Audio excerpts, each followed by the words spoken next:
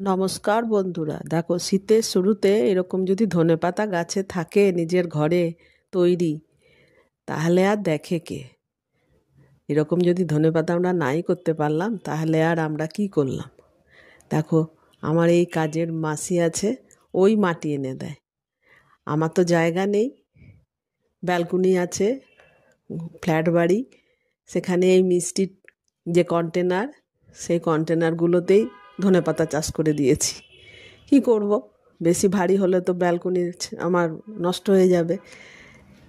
আগের দিন রাত্রে বীজগুলোকে দেখো একটুখানি ভিজিয়ে দিয়েছিলাম, সেগুলোকে সুন্দর করে ওই মাটির ওপরে একটু ভার্মি কম্পোস্ট আর এই গাছের মাঝে মাটি থাকে সেই মাটি দিয়ে, বিশেষ কিছুই না, সেগুলো দিয়ে দেখো মাটির ওপরে সুন্দর করে আমি এগুলোকে ছড়িয়ে দিয়েছি। এই দেখো, একটু ভিজে মাটিতে এগুলোকে ছড়িয়ে দিয়েছি। এরপর দেখো 10-12 দিন হয়ে গেছে, দেখো ছোট্ট ছোট্ট গাছ, কি সুন্দর। দেখো আমি কোথায় রেখেছি জানো? এগুলো জানলাতে রেখেছি, আর বাড়ির বকা খাচ্ছি।